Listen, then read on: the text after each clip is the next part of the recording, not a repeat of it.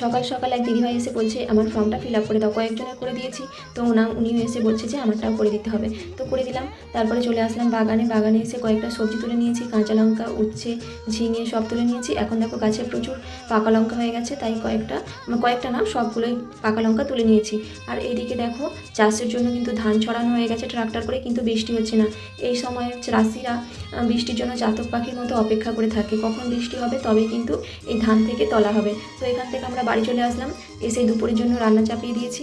আজকে বানাবো দুপুরে শাক ভাজা আর উচ্ছে আলু বেগুন দিয়ে মাছের মাথা দিয়ে তরকারি করব, আর করব ঝিঙে দিয়ে পোনা মাছ দিয়ে ঝোল। তো আমাদের গ্রামে দেখো একবেলা যদি না আনাজ থাকে, কিন্তু বাজারে যেতে নাও পারো তাহলেও একটা বেলা চলে যাবে, কারণ শাক পাতা পুকুরের মাছ সবই কিন্তু গ্রামে পাওয়া যাবে এমনিতেই। তো আমি আজকে মাছটা একটু কড়া করে ভাজছি, যেহেতু আমার ছেলে মাছটা একটু ভাজা খেতে পছন্দ করে কড়া করে, তাই একটু কড়া করে ভেজে নিলাম।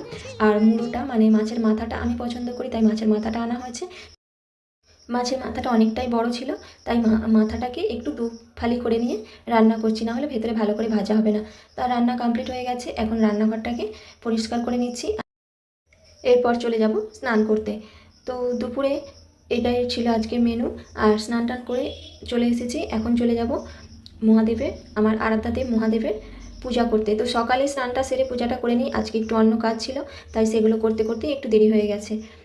প্লিজ চ্যানেলটা সাবস্ক্রাইব করে পাশে থাকবে। হর হর মহাদেব।